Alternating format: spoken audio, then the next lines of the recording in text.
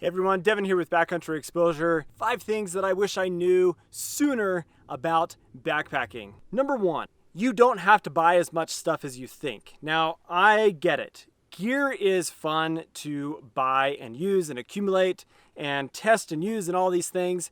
But honestly, when it comes down to it, you really only need one gear system for like 3-season backpacking. You only need one shelter, one backpack, one sleeping bag, one sleeping pad, one stove, one cook pot, etc., etc. You don't need to have all of this stuff to be able to go out and go on a backpacking trip. And oftentimes, and I'm guilty of it, you're watching my channel, I stand in front of my garage, gear closet, whatever, all the time, and there's a lot of gear behind me. I get it.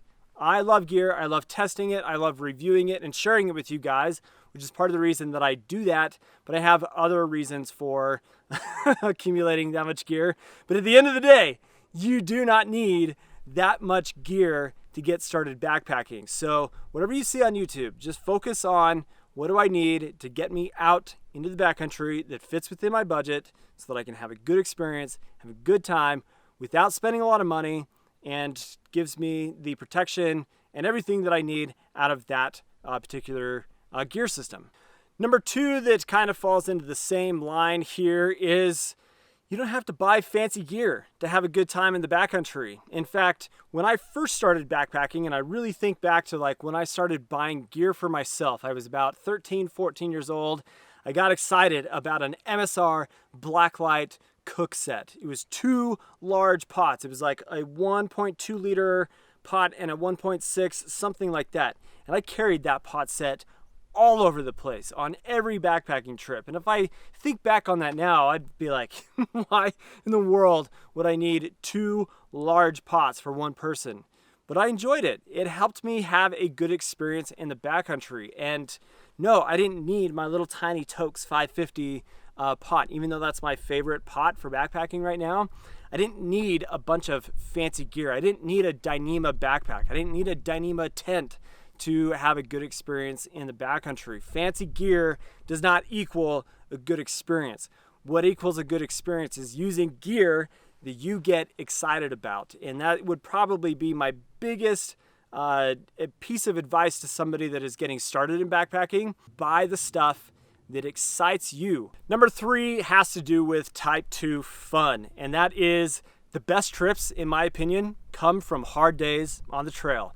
And let's break down the 3 types of fun here really quick if you're not familiar. Type 1 fun, I like to just define as simple enjoyment. Nothing goes wrong, you're having a great time. It's kind of like that roller coaster feeling that you get that's just like, this is the coolest thing ever! And you're having so much fun, and you don't ever feel like sad or frustrated about it. Type 2 fun is where things get hard. You're still doing something that is exciting, you're enjoying what's happening, but in that moment, oh man, going up that steep hill or suffering through a cold, wet rain can equal type 2 fun. But when you're done with that experience and you look back on it, you go, oh yeah, that was enjoyable. Or you have some kind of like fond memory about it. Type 3 fun is the fun that you want to avoid. It's when things go bad. And you try to push those memories aside. So we're focused on type 2 fun here. I'm somebody that likes to push my limits. I like to kind of see how far I can go in the types of trips that I do that provide those type 2 fun types of experiences. And I've done a few of those this year already, and I've loved it. I look back on those trips as some of the most memorable trips that I've ever gone on, and those trips that are very hard and have really hard, frustrating, just like emotion-filled days on the trail equal the best memories for me in my backpacking trips. So yeah, some of the best trips come with hard days on the trail. Number 4, and I think that this is the most important tip and thing that I could share in this video, is backpacking can be whatever you want it to be. And I'm serious about that. If you're a thru hiker, that is your style. Doing long trails, that doesn't mean that other styles of backpacking, going out on the weekend or hiking a half mile with your kids, doesn't make you a backpacker. That's not true at all. Whatever makes you feel like you are getting out into the backcountry and having a good time, that's what's important. And backpacking literally can be whatever you want it to be. Load everything into your pack, go out into the backcountry, whatever conditions, whatever scene, scenario, etc. that you find yourself in, it works. And that's important because it's allowing you to have the experience that you want to have from getting out there. It doesn't mean that I have to go on this long, huge Appalachian Trail through hike, which is its own style and its own like brand, I guess you could say, of hiking. But it doesn't mean that's the only way to do it. And going out on the weekend doesn't mean it's the only way to do it. You get the point of what I'm trying to say here. Backpacking literally can be whatever you want it to be. And number 5, which I also feel like is very, very important, is I wish I had learned about the 7 principles of Leave No Trace and learned how to implement them a lot sooner than I did. I will fess up and tell you a couple things that I did as a young teenager that I should never have ever done that actually ended up in the closure of a campsite the next year.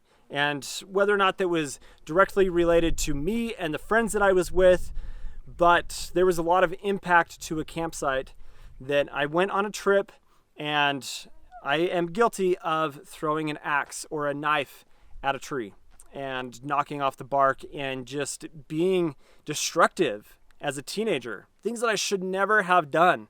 And when we returned, same group of guys, the next year I was like 14 or 15 years old. That campsite had signs and stuff in it that said it was closed for repair, essentially.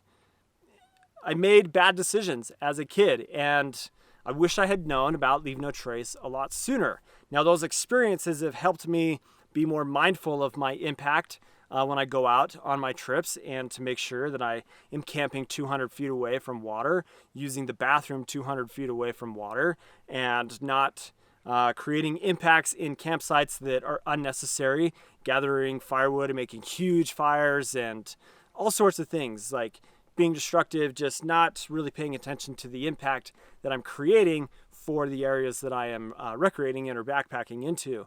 So I wish I had known about Leave No Trace sooner, because the more amount of people that get out into the backcountry, the more impact we're going to see. And if we're all practicing Leave No Trace more often in everything that we do and just reducing our impact overall, then it just really makes it so much better for all of the years ahead of us, to make it so that those areas are able to stay open, have less impact, and provide opportunities for us to have a good experience in the backcountry. Thanks for watching today, guys. If you're not subscribed to the channel, you know what to do. Hit the bell notification, and we'll catch you on the next video. See you later.